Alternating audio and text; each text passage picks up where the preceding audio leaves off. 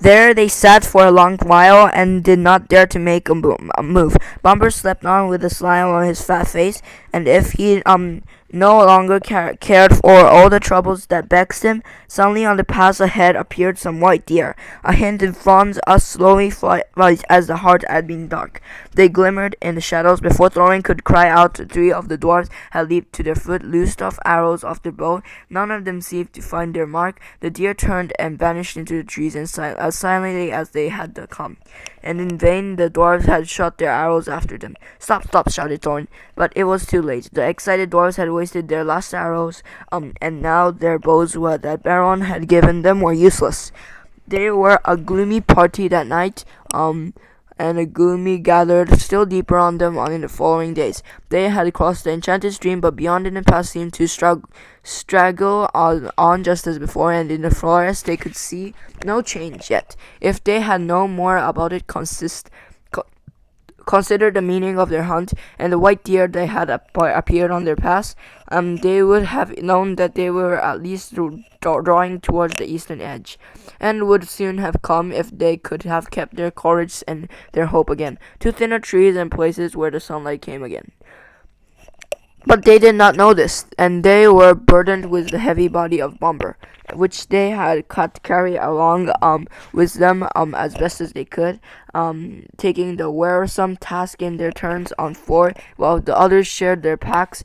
If these had never had managed it, but slumbering and smiling, Bomber was poor as change for packs filled with food, however heavy.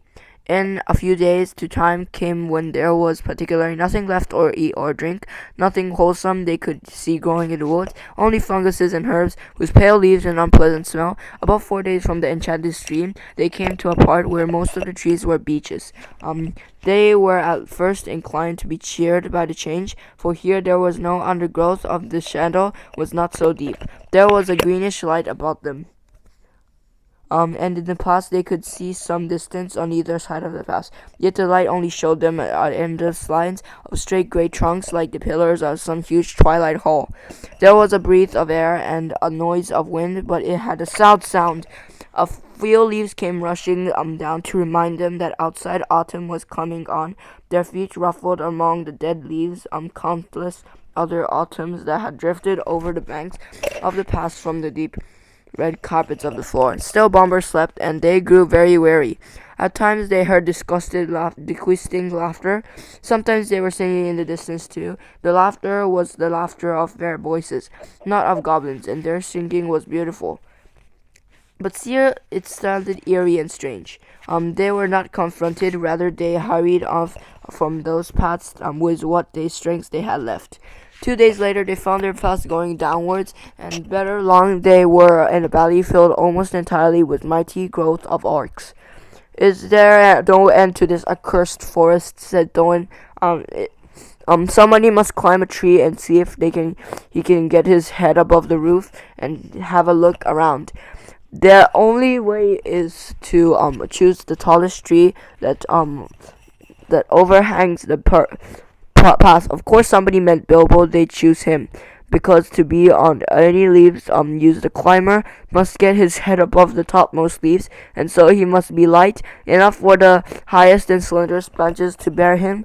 Poor Mr. Baggins had never had much practice in climbing trees, but they hoisted him up into the lowest branches of an enormous oak that grew right out into the path, and up he had to go as best as he could.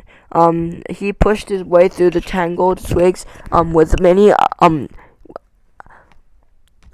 a slap in the eye. He was greened and grimed from the oak bark of the greater boughs. More than once he slipped and caught himself just in time, and at last, after a dreadful struggle in a difficult place where there seemed to be no convenient branches at all, he got near the top. All the time he was wondering whether there were spiders in the tree, and how he was going to get down again, except by falling if the end of how he had poked his head above the roof of the trees, these, and then he found spiders all right, but there were only small ones of ordinary sizes, and they were after the butterflies. Bilbo's eyes were nearly blinded by the light.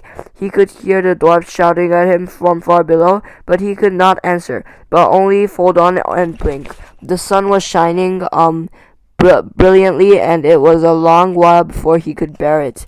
When he could, he saw all around him a sea of deep dark green, ruffled here and there by the breeze, and there was everywhere hundreds of butterflies, except there were a kind of purple emperor, a butterfly that loves the tops of oak woods. But these were not purple at all. They were a dark, velvety black, without any marking to be seen. He looked at the black emperors for a long time, and enjoyed the feel of the breeze in his hair and on his face, but at the length, the cries of the dwarves, who were now simply stamping with impatience down below, reminded him of his real business. It was no good. Gaze as much as he might, he could not see the end of the trees and the leaves in any direction. His heart, that he had been lightened by the sight of the sun and the feel of the wind, sank below into his toes. There was no food to go back down below. Actually, I have told you, they were not far off at the edge of the forest, and if Bilbo had the sense to see, the tree that he climbed through it was tall in itself. He was standing near the bottom of a wide valley, so that from its top of the tree seemed to swell up all around like the edges of a great bowl, and he could not expect to see how far the forest lasted.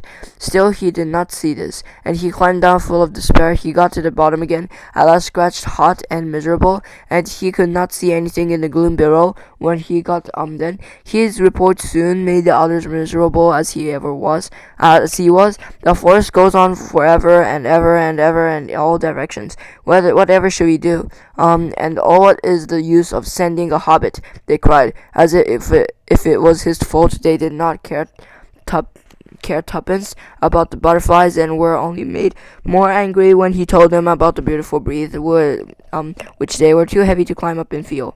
The night that they ate their very last scraps of crumbs of food, and next morning when they woke up, the first thing they noticed was that they were still gnawing hungry, and the next thing was that it was raining, and here and there the next thing was that it was raining, and here the drip of it was dropping heavily on the forest floor. That only reminded them they were also parching, thirsty, without doing anything to relieve them. You cannot quench a terrible thirst by standing under giant oaks and waiting for a chance to fall on your tongue. The only scrap of comfort there was came unexpectedly for Bomber. He woke up suddenly and scratching his head. He could not make out where he was at all, nor why he felt so hungry, for he had forgotten everything that happened.